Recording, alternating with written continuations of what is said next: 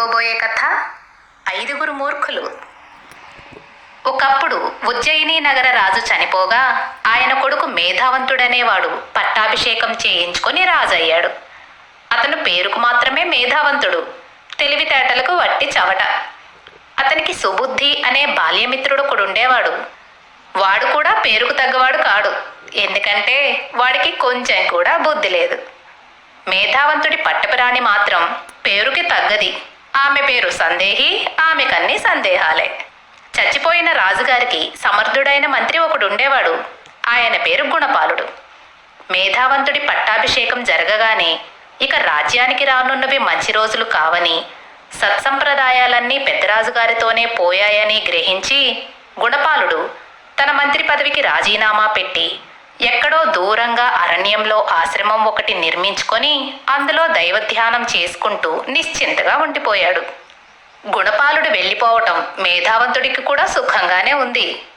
గుణపాలుడు మంత్రిగా ఉంటే అతనికి స్వేచ్ఛ లేదు.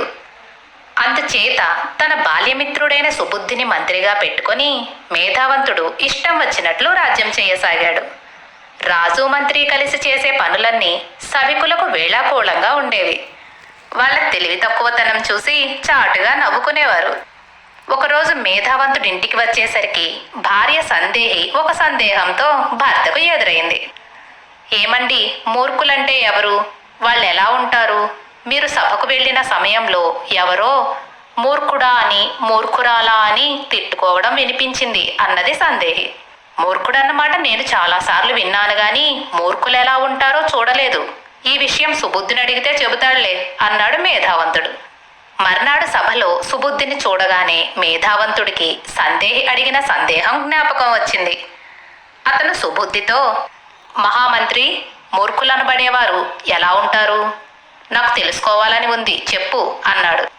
మహారాజా, మూర్ఖుడు మూర్ఖురాలు అనే మాటలను నేను కూడా విన్నానే గాని అలాంటి వాళ్లను ఎన్నడూ చూడలేదు అన్నాడు సుబుద్ధి. సరే అయితే నీకు వారం రోజుల వ్యవధి ఇచ్చాను. ఈలోపుగా నీ ఇష్టం వచ్చిన చోటుకు పోయి ఐదుగురు మూర్ఖులను పట్టుకురా. వారు ఎలా ఉంటారో మేమందరము చూడాలి. గడువులోపుగా ఐదుగురు మూర్ఖులను తెచ్చి దర్బారులో హాజరు పెట్టలేకపోయావో నీ తల తీయించి కోటగుమ్మానికి కట్టిస్తాను అన్నాడు మేధావంతుడు. సుబుద్ధి ఈ మాట విని బెదిరిపోయాడు. మూర్ఖులు ఎలా ఉంటారో ఎక్కడ ఉంటారో అతనికి తెలియదు. అందుచేత వారి కోసం ఎక్కడ వెతకాలో కూడా తెలియదు. వెనకటి మంత్రి గుణపాలుడైతే ఇటువంటి పనిని అవలీలగా చేసి ఉండేవాడు. గుణపాలుడు జ్ఞాపకం వచ్చేసరికి సుబుద్ధికి ప్రాణం లేచి వచ్చినట్టయింది. అతను వెంటనే ప్రయాణమై వేసవి ఎండలను కూడా లక్ష్య పెట్టకుండా గుణపాలుడుండే ఆశ్రమం చేరుకొని గుణపాలుడికి సంగతంతా నివేదించి, ఈ ఐదుగురు మూర్ఖులను వెతికి తెచ్చే పని మీ వల్లనే జరగాలి, లేకపోతే నా పీక తెగిపోతుంది అని కాళ్లపైన పడ్డాడు. పర్వాలేదులే నాయనా, నేను కూడా నీ వెంట నగరానికి వస్తాను పద, మనకు కావలసిన మూర్ఖులు దారిలోనే దొరికే అవకాశం ఉంది అంటూ గుణపాలుడు సుబుద్ధిని వెంట పెట్టుకుని రాజధానికి బయలుదేరాడు. వాళ్ళు ఒక గ్రామం చేరేసరికి అక్కడ ఒక ఇల్లు ఒక పక్క అంటుకొని తగలబడుతుంది.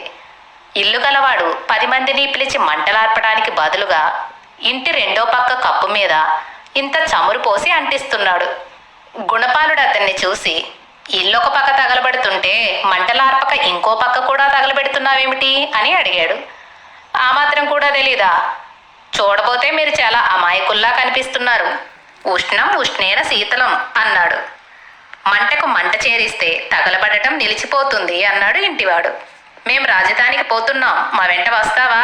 నీకు రాజుగారి చేత మంచి బహుమానం ఇప్పిస్తాం అన్నాడు గుణపాలుడు. ఇల్లు తగలబెట్టుకున్నవాడు సరేనని బయలుదేరాడు. ముగ్గురు కలిసి నడుచుకుంటూ మరొక గ్రామానికి చేరుకున్నారు. అక్కడ ఒక ఆసామి తన ఇంటికి కొంచెం దూరంలో ఉన్న బావి నుంచి కడవలతో నీరు తీసుకుపోయి తన పెరట్లో ఉన్న బావిలో పోస్తున్నాడు. అతని ఉద్దేశం తన పెరటి బావి నింపాలన్నట్టుంది.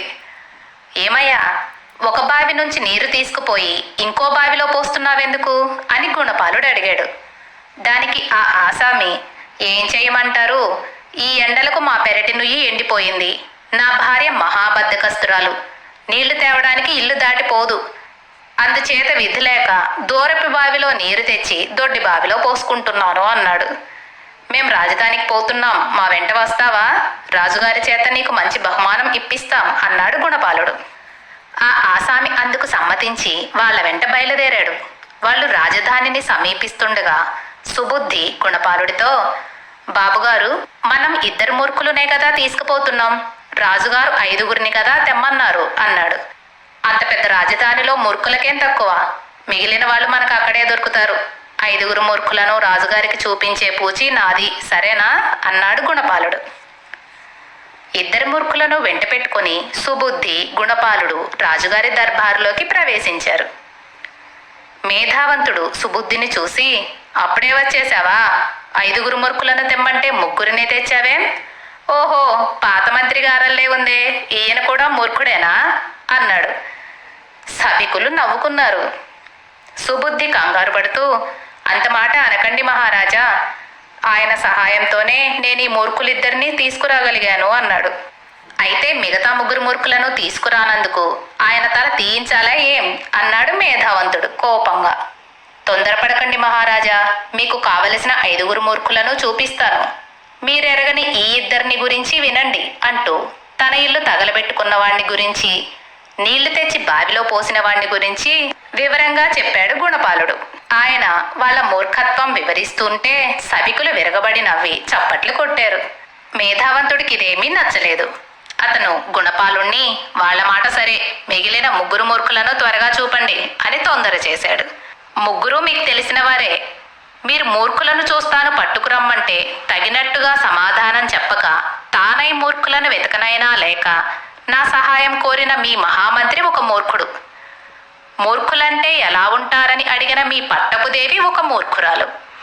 ఆవిడ అడిగింది కదా అని మీ మహామంత్రినే మూర్ఖులను పట్టుకురావడానికి దేశం మీదికి పంపటమే కాక, వారం రోజుల్లో పట్టుకురాకపోతే తల తీసేస్తానన్న తమకంటే గొప్ప మూర్ఖుడు ప్రపంచంలో ఉండడు అన్నాడు గుణపాలుడు. ఆయన ఇలా ఒక్కొక్క పేరే చెబుతుంటే సభికులు హర్షధ్వానాలు చేసి చప్పట్లు చరిచి మహామంత్రి గుణపాలుడికి జై అని కేకలు పెట్టారు. మేధావంతుడికి గుణపాలుడి మాటలు విని పట్టరాని ఆగ్రహం వచ్చింది. కానీ సభికులంతా ఆయనలాగే తనను, తన భార్యను, తన మంత్రిని మూర్ఖుల కింద జమ కట్టారని గ్రహించి కొంత నిగ్రహం తెచ్చుకొని, అయ్యా, మీరన్న మాటలో కొంత నిజం లేకపోలేదు, మీరు మళ్ళీ మంత్రి పదవి స్వీకరించి నా చేత సక్రమంగా రాజ్యపాలన చేయించాలని కోరుతున్నాను అన్నాడు. నేను వానప్రస్థం చేసుకుంటున్నవాణ్ణి, నాకు ఈ మంత్రి పదవి దేనికి? మూర్ఖులు ఎలా ఉంటారన్న విచారం మానేసి మూర్ఖత్వం ఎలా ఉంటుందో తెలుసుకొని మీరే ప్రజారంజకంగా రాజ్యం చేసుకోండి అని చెప్పి గుణపాలుడు తన ఆశ్రమానికి వెళ్ళిపోయాడు. కథ